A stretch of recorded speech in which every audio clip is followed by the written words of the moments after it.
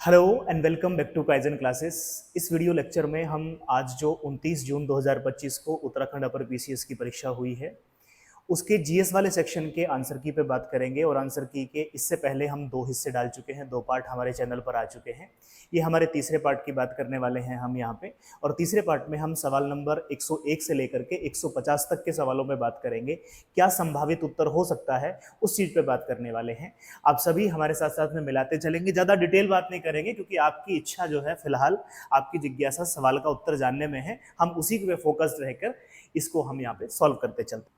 सवाल नंबर 101 के बारे में बात करें तो कहता है निम्नलिखित में से हिमालय का कौन सा भाग मुख्य सीमांत क्षेप यानी मेन बाउंड्री फॉल्ट या मेन बाउंड्री थ्रस्ट भी इसको कहते हैं या फॉल्ट भी कहते हैं, तथा मुख्य केंद्रीय क्षेप यानी मेन सेंट्रल थ्रस्ट के मध्य में स्थित है, यानी एमबीटी और एमसीटी के बीच में कौन स्थित है, ये आपसे पूछा गया है। जैसा कि आप जानते हैं शिवालिक क्षेत्र नहीं, वो तो उसके बाद वाला क्षेत्र, लघु हिमालय क्षेत्र, केंद्रीय रवेदार क्षेत्र, 33 हिमालय क्षेत्र। सीधा सा उत्तर है लघु हिमालय क्षेत्र, यानी ऑप्शन बी सवाल नंबर 101 का सही उत्तर है। हम आपको बता दें कि हम इसमें सेट सी को कर रहे हैं। सेट सी से संबंधित पहले दो वीडियो अपलोड कर दी गई हैं और ये सेट सी का तीसरा हिस्सा है जिसमें हम 101 सवाल से बात कर रहे हैं। सवाल नंबर 101 का सही उत्तर है ऑप्शन बी लघु हिमालय क्षेत्र।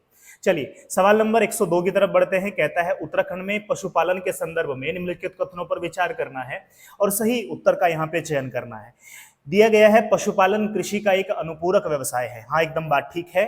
पर्वतीय क्षेत्रों में पर्यावरणीय क्षरण से भेड़ पालन प्रभावित हुआ है। देखिए जब पर्यावरण का क्षरण होता है तो हर तरीके के चेंजेस वहां पे देखने को मिलते हैं। तो वहां पे बुग्याल, घास के मैदान, घास संसाधनों की उपलब्धता, उन सब में कमी आई है जिससे भेड़ पालन भी यकीनन रूप से प्रभावित होगा। तो दोनों इसमें ठीक हैं। अगर आप देखेंगे तो ऑप्शन ए 1 और 2 दोनों ठीक हैं, तो 102 का ऑप्शन ए ठीक हो जाएगा। चलिए 103 नंबर पे बढ़ते हैं। कहता है निम्नलिखित में से कौन सा युग सही सुमेलित नहीं है। हम बार बार कहे थे आपको पहले कि ऐसे कीवर्ड को आपको पहचानना है, इसमें रोंग को पहचानना है। नैनी सैनी पिथौरागढ़ में है, एकदम सही बात है। गोचर रुद्रप्रयाग में नहीं है, गोचर रुद्रप्रयाग में नहीं है, बल्कि ये है चमोली में। तो बस हमें हमारा उत्तर मिल गया ऑप्शन बी। 103 का ऑप्शन बी सही उत्तर है। चलिए सवाल नंबर 104 कहता है सूची 1 को सूची 2 से सुमेलित कीजिए। नीचे दिए गए कूट में सही उत्तर चुनना है आपको। एक तरफ वन्यजीव अभ्यारण्य दिए गए हैं और उनकी अवस्थिति को यहाँ पे बताया गया है। अस्कोट वन्यजीव अभ्यारण्य, जैसा कि आप जानते हैं अस्कोट वन्यजीव अभ्यारण्य का संबंध जो है वो पिथौरागढ़ से है, यानी फर्स्ट का 4 आपको यहाँ पे सर्च कर लेना है। देखिए ए का 4 केवल और केवल सी में है। अगर मैं ज्यादा यहाँ पे जहमत ना भी लूं तो ए का 4 में अगर मिलाऊं तो ऑप्शन सी इसका सही उत्तर हो जाएगा। बाकी आप मिलाना चाहें तो बी का तीसरा बिनसर वन्यजीव अभ्यारण्य वो जो है अल्मोड़ा में मिलेगा आपको। इस तरीके से हम देखें तो 104 का उत्तर सी ठीक हो जाएगा। चलिए सवाल नंबर 105 पे बढ़ जाते हैं। कहा गया है निम्नलिखित कथनों पर विचार कीजिए और नीचे दिए गए विकल्पों से सही उत्तर को चुनना है आपको। कथन 1 और कथन 2 दिए गए हैं। कहता है उत्तराखंड जलवायु परिवर्तन क्लाइमेट चेंज के प्रभावों के प्रति अत्यधिक संवेदनशील है, एकदम सही कथन है। दूसरा कथन दिया गया है उत्तराखंड में जलवायु परिवर्तन के कारण जल संकट, क्योंकि यहाँ जलवायु परिवर्तन होगा या हो रहा है उसके कारण जल संकट उत्पन्न हो रहा है और जैव विविधता का ह्रास हो रहा है। दोनों ही कथन ठीक है। तो अगर आप इसमें सही देखेंगे तो ऑप्शन सी कथन 1 और कथन 2 दोनों सही हैं। सवाल नंबर 105 का सी ऑप्शन ठीक हो जाएगा। सवाल नंबर 106 की तरफ बढ़े। कहता है निम्नलिखित कथनों पर विचार कीजिए और दिए गए विकल्पों में से सही उत्तर को आपको चुनना है। कथन 1 कहता है राज्य जलवायु परिवर्तन परिषद उत्तराखंड की स्थापना वर्ष 2011 में की गई थी, एकदम सही बात है। किसकी स्थापना 2011 में हुई थी? राज्य जलवायु परिवर्तन परिषद उत्तराखंड की स्थापना 2011 में हुई थी। दूसरा कथन कहता है उत्तराखंड जलवायु परिवर्तन कार्य योजना बनाने का उत्तरदायित्व राज्य के राजस्व विभाग को दिया गया है। आप खुद सोचिए, जलवायु परिवर्तन की कार्य योजना शुरू करनी है, एक्शन प्लान बनाना है और उसका जिम्मा जो है राजस्व विभाग को दिया गया। नहीं, वन विभाग, कुछ ऐसा विभाग होना चाहिए था। तो आपके दिमाग में ऐसी चीजें वहां पे क्लिक करनी चाहिए थे। राजस्व विभाग नहीं है, वन विभाग को दिया गया है। तो कथन 2 इसका गलत हो जाता है। कथन 1 किसमें सही है वो देख लीजिए आप, यहाँ पे लिखा है। तो ऑप्शन ए इसका सही उत्तर हो जाएगा। 106 का केवल कथन 1 सही है। नेक्स्ट सवाल की तरफ बढ़ते हैं। सवाल नंबर 107 में कहा गया है उत्तराखंड के निम्नलिखित में से किस जनपद में सर्वाधिक कृषि योग्य भूमि है? आप सभी जानते हैं उधम सिंह नगर में सबसे ज्यादा कृषि योग्य भूमि उपस्थित है। तो ऑप्शन बी इसका सही उत्तर हो जाएगा। सवाल नंबर 108 की तरफ बढ़िए। सवाल नंबर 108 में देखिए क्या कहा गया है। कहता है एक अभिकथन दिया गया है और कारण दिया गया है, उत्तराखंड वन और जैव विविधता में समृद्ध है। चलो ठीक है, अच्छी बात है। कारण क्या दिया गया है, इसका कारण क्या है? कारण है चूंकि यहाँ की धरातलीय बनावट और जलवायु मूलतः वन और जैव विविधता का निर्धारण करते हैं, इसलिए यहाँ पर इतनी ज्यादा समृद्धता या जैव विविधता में समृद्ध यहाँ पे उत्तराखंड को पाया जाता है। दोनों ही कथन ठीक है अपने आप में, कथन और कारण दोनों ठीक हैं, और कारण जो है वो कथन की सही व्याख्या भी करता है। अब इसमें देख लीजिए तो ऑप्शन बी, ए और आर दोनों सत्य हैं और आर ए की सही व्याख्या करता है। ऑप्शन बी इसका सही उत्तर हो जाएगा। सवाल नंबर 109 की तरफ बढ़ते हैं। सवाल नंबर 109 में कहा गया है उत्तराखंड की निम्नलिखित नदियों का पश्चिम से पूर्व का क्रम बताना है, वेस्ट टू ईस्ट। सही क्रम कौन सा है? यहाँ पे अलग अलग नदियां दी गई हैं, एक नाम दिया है यमुना, एक दिया है भलांगना, अलकनंदा और गौरी। आप सभी जानते हैं सबसे पश्चिम में हमें यमुना देखने को मिलेगी। अगर आप यमुना को इस तरीके से देख लेते हैं तो आप पाएंगे यमुना, भलांगना, अलकनंदा, गौरी। ऑप्शन ए 109 का सही उत्तर हो जाएगा। सवाल नंबर 110 पे बात कर लेते हैं। कहता है उत्तराखंड के निम्नलिखित भू आकृतिक प्रदेशों का दक्षिण से उत्तर की तरफ बताना है। तो ये बस आपको याद रखना था, सही क्रम क्या है, दक्षिण से उत्तर, यानी सबसे दक्षिण में। यहाँ पे जो विकल्प दिए गए हैं आपने तो पढ़े ही हैं। सबसे दक्षिण में तराई मिलेगा, उसके ऊपर आपको शिवालिक मिलेगा, तब उसके ऊपर मध्य हिमालय मिलेगा और फिर महान हिमालय मिलेगा। तो ऑप्शन सी इसका सही उत्तर हो जाएगा 110 का। 111 की तरफ बढ़ते हैं। कहता है भारत की जनगणना 2011 के अनुसार लिंगानुपात के अवरोही क्रम यानी डिसेंडिंग ऑर्डर पे बताना है, घटता क्रम बताना है। उत्तराखंड के जनपदों को सजाना है आपको। कौन सा है सबसे ज्यादा, उससे कम, उससे कम, उससे कम? तो देखो सबसे कम हरिद्वार में है, आप ये भी पता है आपको कि सबसे कम लिंगानुपात हरिद्वार में है, तो ये रहा हरिद्वार। और सबसे ज्यादा अल्मोड़ा में है, ये रहा अल्मोड़ा। ऑप्शन ए इसका सही उत्तर हो गया 111। चलिए सवाल नंबर 112 की तरफ बढ़ते हैं। जब आपने सॉल्व किया होगा और आपने कहीं से आंसर की मिलाई होगी तो इस सवाल में आपको डाउट रहा होगा, क्योंकि डाउट है। एक तरफ खनिज दिया गया है और एक तरफ उसकी अवस्थिति दी गई है। डोलोमाइट देहरादून पिथौरागढ़, एकदम सही बात है। Soapstone Chamoli Bageshwar, graphite Almora Nainital, silica sand Pauri Garhwal. अगर आप देखेंगे परीक्षा वाणी तो परीक्षा वाणी के हिसाब से ये चारों के चारों ठीक हैं। बट अगर आप देखेंगे यहाँ पे नेट से देख पा रहे हैं तो यहाँ पे आपको ऑप्शन डी, अगर इसी में से एक ऑप्शन बनाना हो तो ऑप्शन डी इसका सही उत्तर हो सकता है। पर कुछ किताबों में इंटरनेट पे ये डेटा चारों जगह का जो डेटा है वो ठीक है, और हमें यहाँ पे कौन सही सुमेलित नहीं है इसको पहचानना था। तो हमारे हिसाब से ऑप्शन डी, अगर इसी में से आंसर बनाना है तो ऑप्शन डी इसका सही उत्तर हो जाएगा। बाकी ये सारे के सारे सब जगह मिलते हैं, सिलिका सैंड पौड़ी गढ़वाल में भी मिलता है। चलिए सवाल नंबर 113 की तरफ बढ़ जाते हैं। कहता है निम्नलिखित कथनों पर विचार करेंगे और सही विकल्प को यहाँ पे चुन लेना है। कथन 1 दिया है, कथन 2 दिए हैं। वन रावत पिथौरागढ़ जनपद के निवासी हैं, एकदम सही बात है। वन रावत वन विभाग द्वारा प्रतिबंधित किए जाने तक कौन सी खेती करते थे? स्थानांतरित कृषि करते थे। तो सही बात है, दोनों बात ठीक है, ए और कथन दोनों ठीक हैं। तो ऑप्शन ए इसका सही उत्तर हो जाएगा। चलिए सवाल नंबर 114 की तरफ बढ़े। यहाँ पे कहा गया है निम्नलिखित में से कौन सा युग सही तरीके से सुमेलित नहीं है? 4 नेशनल पार्क के नाम दिए गए हैं, राष्ट्रीय उद्यान दिए गए हैं और उनकी स्थापना का यहाँ पे वर्ष दिया गया है। देखिए गोविंद राष्ट्रीय उद्यान, अगर आप किताबों में देखेंगे अपडेटेड, अगर आप परीक्षा वाणी की किताब देख रहे हैं तो 1990 यहाँ पे हो जाएगा। अच्छा बहुत सारे बच्चों को 1980 भी पता है, तब भी ये गलत ही है। अगर आप 1980 के डेटा को सही मानते हैं तब भी ठीक है, परीक्षा वाणी के नए डेटा को मानते हैं 1990 वो भी ठीक है, उस हिसाब से भी। राजा जी 1983 एकदम सही बात। कॉर्बेट की स्थापना सबसे पहला 1936, गंगोत्री 1989 यानी 89 है। तो ऑप्शन ए 114 का सही उत्तर हो जाएगा। नेक्स्ट सवाल की बात करें। सवाल नंबर 115 में कहा गया है ग्लासगो में प्रधानमंत्री नरेंद्र मोदी द्वारा घोषित पंचामृत लक्ष्य संबंधित था, किससे संबंधित था? तो जलवायु परिवर्तन से संबंधित रहा यहाँ पर जो पंचामृत है। इस सवाल नंबर 116 अनुच्छेद 66 के अनुसार निम्नलिखित में से कौन भारत के उपराष्ट्रपति के चुनाव में हिस्सा नहीं लेते हैं? चुनाव में हिस्सा लेते हैं, पूछा है कौन हिस्सा लेते हैं? केवल लोकसभा के सदस्य, संसद और राज्य की विधानसभा के सदस्य, केवल राज्यसभा के सदस्य या संसद के दोनों सदनों के सभी सदस्य? ऑप्शन ए इसका सही उत्तर है। संसद के दोनों सदनों, दोनों हाउसेस के मेंबर जो है वो इसमें हिस्सा लेते हैं, और सभी, चाहे वो नॉमिनेटेड हैं फिर चाहे वो इलेक्टेड हैं, कोई भी हैं। तो ऑप्शन ए 116 का सही उत्तर हो जा रहा है। सवाल नंबर 117 की तरफ बढ़िए। कहा गया है अप्रैल 2025 तक भारत निम्नलिखित में से किस अंतरराष्ट्रीय अभिसमय या आयोगों का पक्षकार नहीं है? कब तक पूछ रहा है? अप्रैल 2000, अपडेटेड पूछ रहा है कि किसका पक्षकार नहीं है। पहला दिया है जीव जंतुओं और वनस्पतियों की लुप्तप्राय प्रजातियों में अंतरराष्ट्रीय व्यापार पर सम्मेलन, या जिसको हम साइट्स कहते हैं। देखिए इसका पक्षकार भारत है, पहले से ही है। विश्व विरासत सम्मेलन, इसका भी पार्टी है भारत। अंतरराष्ट्रीय व्हेलिंग आयोग, इसका भी है। अगर आप देखेंगे ऑप्शन सी, व्यावसायिक सुरक्षा और स्वास्थ्य सम्मेलन, इसका हिस्सेदार या इसका पक्षकार भारत नहीं है, तो 117 का ऑप्शन सी ठीक उत्तर हो जाएगा। चलिए सवाल नंबर 118 की तरफ बढ़ जाते हैं। 118 में कहा गया है कि 101वां संविधान संशोधन किससे संबंधित है? आपको भी पता है किससे संबंधित है, वो जीएसटी से संबंधित है, गुड्स एंड सर्विस एक्ट से संबंधित है। तो ऑप्शन डी इसका सही उत्तर हो जाएगा 118 का। चलिए सवाल नंबर 119, 21वां आसियान भारत शिखर वार्ता कहां संपन्न हुआ है? इंडोनेशिया, फिलीपींस, लाओस या फिर वियतनाम? ऑप्शन डी इसका सही उत्तर है, वियतनाम में संपन्न हुआ है 21वां आसियान भारत शिखर वार्ता सम्मेलन। सवाल नंबर 120 कहता है आर्टिकल 19 क्लॉज 1 के अनुसार निम्नलिखित में से कौन सा या कौन से अधिकार स्वतंत्रता के अधिकार में शामिल नहीं है? कौन स्वतंत्रता के अधिकार में शामिल नहीं है? तो देखिए समान अवसरों का अधिकार, पहला ही अगर आप देखेंगे तो है समान अवसरों की बात, तो अनुच्छेद 16 में की गई है। किसी भी पैसे को अपनाने का अधिकार, एकदम शांतिपूर्वक सम्मेलन करने का अधिकार, वाक्य स्वतंत्रता और अभिव्यक्ति स्वतंत्रता का अधिकार, तो ये सारे के सारे हैं। आप देखेंगे ऑप्शन ए यहां पर शामिल नहीं है। समान अवसरों का अधिकार अनुच्छेद 16 में दिया गया है, ना कि अनुच्छेद 19(1) में दिया गया है।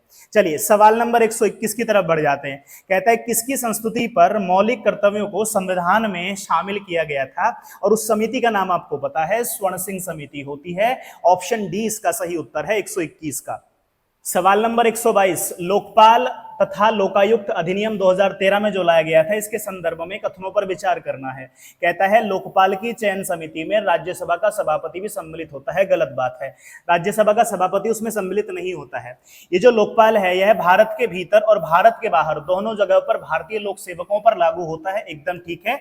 अगर आप लोकपाल अधिनियम 2013 पे देखेंगे जाकर के, तो वो लिखा है इनसाइड और आउटसाइड दोनों जगह जो भी हाईएस्ट पोस्ट पर अपॉइंट किए गए हैं उन सबकी क्या हो सकती है, उन सबकी जांच की जा सकती है। तो दूसरा ठीक है, पहला गलत है। तो अब यहां पे ऑप्शन बी इसका सही उत्तर हो जाएगा सवाल नंबर 122 का। सवाल नंबर 123 की बात करते हैं। कहता है निम्नलिखित में से कौन से केंद्रीय मंत्रालय नागरिक अधिकार संरक्षण 1977 को लागू करने के लिए उत्तरदायी है? गृह मंत्रालय, सामाजिक न्याय एवं अधिकारिता मंत्रालय, अल्पसंख्यक कार्य मंत्रालय, जनजातीय कार्य मंत्रालय। यहां पर गृह मंत्रालय भी अधिकृत है, उत्तरदायी है उसके लिए, और सामाजिक न्याय एवं अधिकारिता मंत्रालय। तो 1 और 2 देख लीजिए किसमें, तो ऑप्शन ए इसका सही उत्तर हो जाएगा 123 का। बात करते हैं 124 की। सवाल नंबर 124 में कहा गया है सेवा का अधिकार अधिनियम के अधिनियमन के संबंध में निम्नलिखित राज्यों का कालानुक्रमिक रूप व्यवस्थित करें। यानी सबसे पहले किसने किया, उसके बाद किसने किया, उसके बाद किसने किया। पंजाब दिया है, असम दिया है, महाराष्ट्र दिया है, गुजरात दिया है। तो सबसे पहले किया पंजाब ने, उसके बाद में किया असम ने, उसके बाद में किया गुजरात ने, और उसके बाद में किया इसको महाराष्ट्र ने। महाराष्ट्र सबसे बाद में कर रहा है 2015 में। अगर हम बात करें, पंजाब ने इसको 2011 में कर दिया, असम 2012 में करता है, और ये करता है इसको 2013 में, और 2015 में करता है महाराष्ट्र। तो इस तरीके से अगर हम इसको देखें तो 1, 2, 4 और 3 जहां पे ये मिलेगा हमें वही इसका उत्तर है। ऑप्शन ए इसका सही उत्तर हो जाएगा 1, 2, 4, 3। सवाल नंबर 125, हाल के दशकों में भारत की निरस्त्रीकरण नीति के बारे में निम्नलिखित में से कौन सा कथन गलत है? डिसआर्मामेंट के बारे में बात कर रहा है। भारत सीसीडब्ल्यू के सभी 5 नयाचार प्रोटोकॉल का पक्षकार है। भारत एफएमसीटी तथा सीडी में वार्ता का समर्थन नहीं करता है। भारत सीडब्ल्यूसी का पक्षकार है। भारत ने सीटीबीडी पर हस्ताक्षर नहीं किए हैं। इसमें गलत कथन की पहचान करनी है। अगर हम इसके गलत कथन की बात करें तो गलत कथन हो जाएगा ऑप्शन बी। ये तो दिया गया है fissile FMCT, fissile material cut off treaty, ये दो जो दिया गया है कॉन्फ्रेंस ऑफ डिसआर्मामेंट। तो कॉन्फ्रेंस ऑफ डिसआर्मामेंट में भारत ने इस पर हस्ताक्षर किए हैं। Fissile material cut off treaty इस पर हस्ताक्षर किए हैं और उसमें कहा है इसका समर्थन नहीं करता है, इसलिए ये वाला कथन यहां पे गलत हो जाएगा। तो 125 का ऑप्शन बी ठीक उत्तर हो जाएगा। सवाल नंबर 126, शिक्षा का अधिकार से संबंधित निम्नलिखित कथनों पर विचार करना है और सही उत्तर का चयन करना है। कहता है जो शिक्षा का अधिकार है, राइट टू एजुकेशन है, यानी RTE की बात कर रहा है। कहता है यह सभी के लिए शिक्षा के लक्ष्य को हासिल करने का प्रयास करता है। अब यहां पे बात यह है कि सभी के लिए का मतलब क्या है। अगर ये देख रहा है वर्ग कैटेगरी OBC SC ST तो देखो फिर तो सभी के लिए है, बट यहाँ पे आरक्षण से कोई मतलब है नहीं इस बात का। अगर सभी के लिए मैं यहां में एज क्राइटेरिया को रख लूं तो राइट टू एजुकेशन कहता है कि 6 से 14 वर्ष, तो एक क्राइटेरिया दे दिया, सभी के लिए तो बात नहीं हुई। क्या 42 साल का व्यक्ति भी शिक्षा ले सकता है इसके तहत? तो नहीं होगा। तो इस हिसाब से ये ऑप्शन गलत हो जाता है।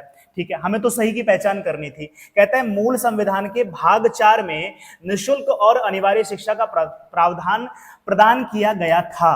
अब ये बात कर रहा है DPSP की, नीति निर्देशक तत्वों की बात कर रहा है। उसमें अनुच्छेद 45 की अगर हम बात करें तो अनुच्छेद 45 कहता है कि 6 वर्ष से कम आयु के बच्चों को सरकार या राज्य क्या करेगा, उनके बाल्यावस्था की देखरेख और शिक्षा का उपबंध करेगा। वहां कहीं भी अनिवार्य और निःशुल्क शिक्षा की बात उसने नहीं करी है, तो इस हिसाब से ये ऑप्शन भी अपने आप में गलत हो जाता है। फिर कहता है 91 कॉन्स्टिट्यूशनल अमेंडमेंट के बाद यह मूल अधिकार बन गया। आपको पता है कि राइट टू एजुकेशन या अनुच्छेद 21A जो जोड़ा गया था वो 86वें संविधान संशोधन के माध्यम से जोड़ा गया था, पर आयोग कहता है 91, तो अपने आप में ये भी गलत हो गया। अब देखिए तीनों तो गलत हो गए, तो इस पे ऑब्जेक्शन आप कर सकते हैं या किया जाएगा आयोग को इसके द्वारा। अब आयोग इसको चेंज करेगा। तो देखिए यहां पर मेरे हिसाब से कोई उत्तर इसका सही नहीं बैठता है। नेक्स्ट सवाल की तरफ बढ़ते हैं। कहता है सवाल नंबर 127, नीति आयोग के संबंध में निम्नलिखित कथनों पर विचार कीजिए। इसकी स्थापना 1 जनवरी को 2014 में हुई थी नीति आयोग की, जबकि आप जानते हैं इसकी स्थापना तो 2015 में हुई थी। 2014 में तो अगस्त में नरेंद्र मोदी ने क्या किया था, उसकी घोषणा की थी अब नीति आयोग बनेगा, और 1 जनवरी 2015 में इसकी स्थापना हुई थी, तो ये तो गलत हो गया यहाँ पे। अब कहता है इसे केंद्रीय मंत्रिमंडल के प्रस्ताव के द्वारा स्थापित किया गया था। हाँ, एकदम बात ठीक है। नेक्स्ट कहा भारत के राष्ट्रपति नीति आयोग के अध्यक्ष होते हैं? नहीं, प्रधानमंत्री होते हैं उसके अध्यक्ष। तो 2 वाला ऑप्शन जहां भी होगा वो ठीक है। ऑप्शन सी इसका सही उत्तर है। 127 का ऑप्शन सी सही उत्तर हो जाएगा। सवाल नंबर 128 कहता है किस संविधान संशोधन के द्वारा मंत्रिमंडल का आकार कुल लोकसभा सदस्यों का 15% कर दिया गया था? देखिए ये है वो 91।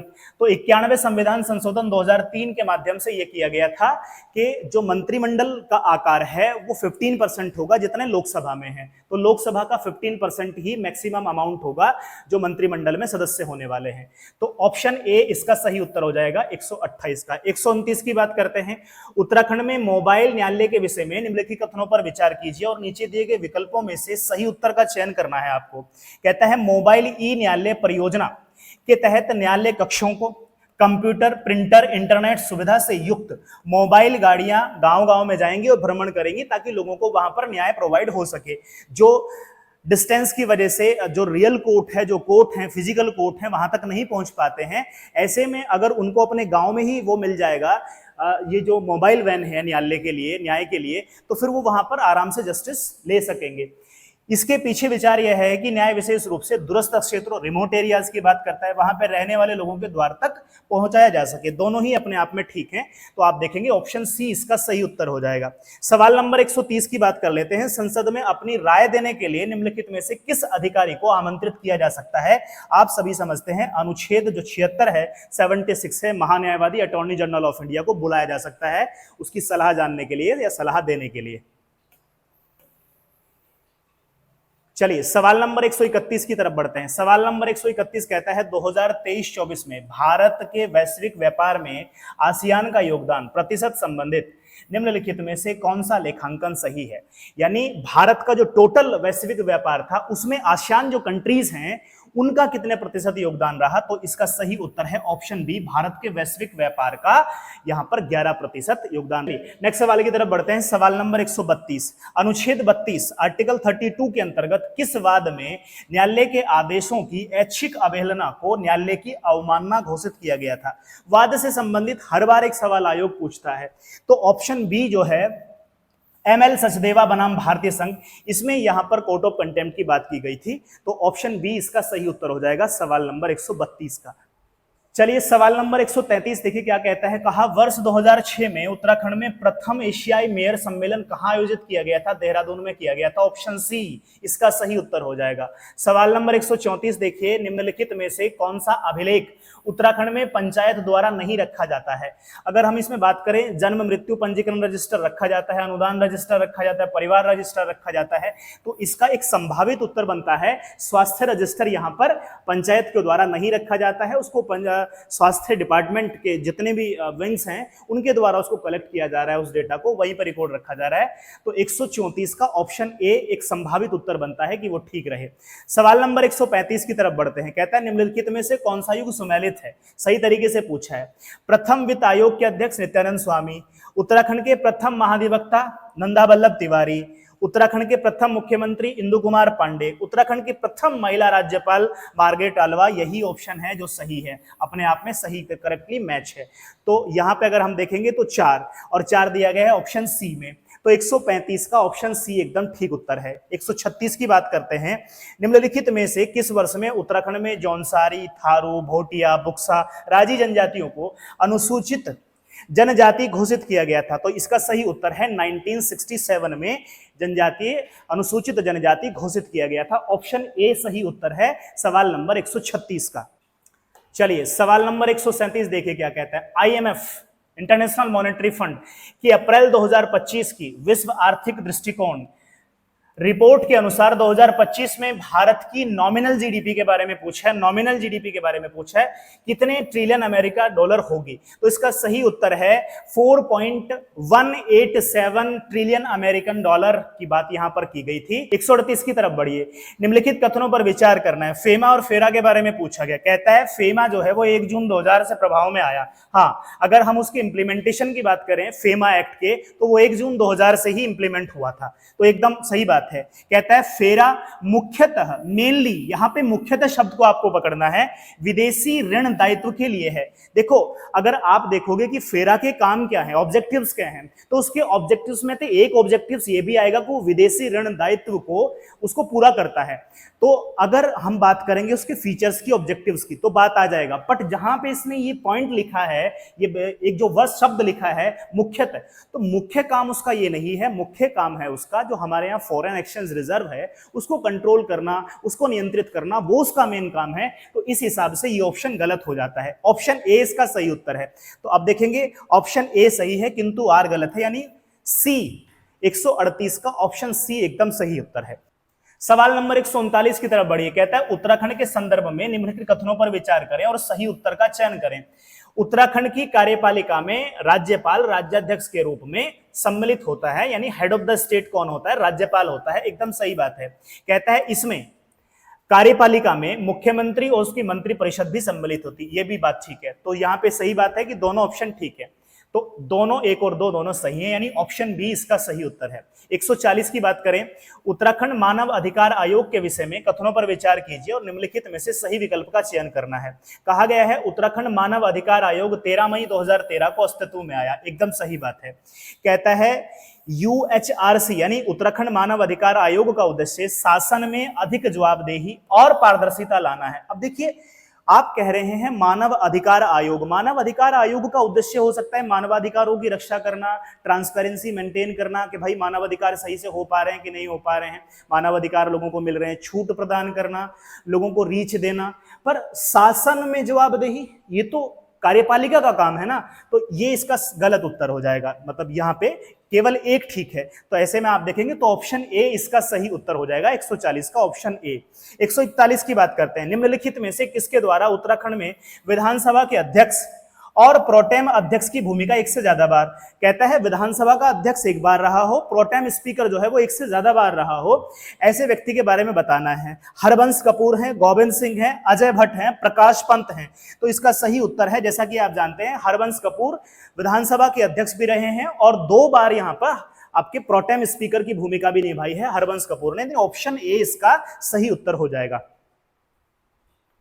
सवाल नंबर 142 की तरफ बढ़िए। सवाल नंबर 142 में कहा गया है कि नीति आयोग के एसडीजी इंडिया इंडेक्स 2023-24 के अनुसार किस राज्य या किन राज्यों का एसडीजी इंडिया इंडेक्स स्कोर सबसे अधिक रहा था। अगर उसको एक राज्य पूछना रहता तो किन राज्यों ने एक लिखता। देखिए अगर आप सही उत्तर की बात करेंगे तो केरल और उत्तराखंड इन दोनों ने 2023-24 में जॉइंटली टॉप किया था। तो 1 और 2 यानी ऑप्शन बी इसका सही उत्तर हो जाएगा। केरल और उत्तराखंड ने 2023-24 के इंडेक्स में ज्वाइंटली टॉप किया था। सवाल नंबर 143 की तरफ बढ़िए। मार्च 2025 के अंत तक भारत के विदेशी मुद्रा भंडार में निम्नलिखित घटकों की हिस्सेदारी का सबसे बड़े से सबसे छोटे तक का सही क्रम आपको बताना है। अगर हम इसमें बात करें तो सबसे बड़ा हिस्सा तो है विदेशी मुद्रा संपत्ति का, दूसरा हिस्से की बात करें तो वो है स्वर्ण भंडार, तीसरे हिस्से की बात करें तो वो है एसडीआर, और चौथे की बात करें तो आईएमएफ के पास आरक्षित स्थिति। इस हिसाब से आप देख लीजिए जहां पे 2 पहले नंबर पर हो, फिर 1, फिर 4, फिर 3, यानी ऑप्शन सी इसका सही उत्तर हो जाएगा 143 का। 144 की तरफ बढ़ेंगे। भारत में गरीबी रेखा का अनुमान लगाने के लिए जेल में रहने की लागत की अवधारणा का उपयोग किसके द्वारा किया गया। आप सभी जानते हैं भारत में गरीबी का निर्धारण जो है वो सबसे पहले भारत में दादा भाई नौरोजी करते हैं 1867 के आसपास में। Poverty and un British rule in India के द्वारा उन्होंने एक किताब भी पब्लिश की थी जिसमें बताया था उन्होंने। तो ऑप्शन ए इसका सही उत्तर है। सवाल नंबर 145 देखिए। नीति आयोग की वित्तीय वर्ष 2022-23 के वित्तीय स्वास्थ्य सूचकांक, बेस ईयर लिया है 2023-22-23, वित्तीय स्वास्थ्य सूचकांक 2025 की रैंकिंग में कौन सा राज्य शीर्ष पर रहा है। ओडिशा, गोवा, केरल, छत्तीसगढ़। इसका सही उत्तर है ओडिशा ने यहां पे टॉप किया है। 145 का ऑप्शन ए सही उत्तर हो जाएगा। सवाल नंबर 146 की तरफ बढ़िए। देखिए सवाल नंबर 146 में कहा गया है निम्न सामाजिक कल्याणकारी योजनाओं का कालानुक्रम व्यवस्थित कीजिए। उनका क्रम से सजाना है, एक ऑर्डर में बताना है। समन्वित ग्रामीण विकास कार्यक्रम, ग्रामीण रोजगार सृजन कार्यक्रम, प्रधानमंत्री रोजगार योजना, ग्रामीण भूमिहीन रोजगार गारंटी कार्यक्रम। इसका सही उत्तर है ऑप्शन बी, यानी सबसे पहले समन्वित ग्रामीण विकास, इसके बाद में ग्रामीण भूमिहीन रोजगार गारंटी कार्यक्रम, इसके बाद में प्रधानमंत्री रोजगार योजना, और सबसे बाद में है ग्रामीण रोजगार सृजन कार्यक्रम। तो ऑप्शन बी 146 का सही उत्तर है। सवाल नंबर 147 की तरफ बढ़िए। भारत के राष्ट्रीय बहुआयामी मल्टी डायमेंशनल पॉवर्टी सूचकांक यानी गरीबी सूचकांक में निम्नलिखित में से कौन सा सूचक, देखिए उसके कई सारे सूचक हैं, शिक्षा भी है, स्वास्थ्य भी है और जीवन स्तर भी है। एक सूचक के बारे में पूछा है, आपको पहले से ही दिया है, जीवन स्तर में बताना है आपको। जीवन स्तर निर्धारण के आयाम में नहीं है, तो सूचक तो उसने पहले, इंडेक्स तो पहले ही दे दिया जीवन स्तर। अब उसके कौन कौन सी डायमेंशन है उसको बताना है। पकाने का ईंधन जीवन स्तर को उठाने में लाभदायक है, तो ये तो है ही है। पूछा है नहीं है, ठीक है। पीने का पानी ड्रिंकिंग वाटर होगा ही होगा। इसके बाद में स्वच्छता सैनिटेशन होगा ही होगा। स्कूली शिक्षा के वर्ष इसमें नहीं होगा, वो जो सूचक जो इंडेक्स दूसरा है शिक्षा वाला उसमें होगा। तो ऑप्शन सी इसका सही उत्तर हो जाएगा। ये जीवन के स्तर में नहीं आएगा, शिक्षा वाले हिस्से में आएगा। चलिए सवाल नंबर 148 की तरफ बढ़ते हैं। 148 कहते हैं संयुक्त राष्ट्र जलवायु परिवर्तन सम्मेलनों के संदर्भ में उस स्थान का मिलान करें जहां पार्टियों का सम्मेलन यानी कॉन्फ्रेंस ऑफ पार्टीज के सत्र आयोजित हुए हैं। देखिए COP कॉन्फ्रेंस ऑफ पार्टीज 27 की बात कर रहा है। अगर आपको पता हो करंट अफेयर्स का सवाल है तो COP 27 का संबंध जो है वो शर्म अल शेख से है।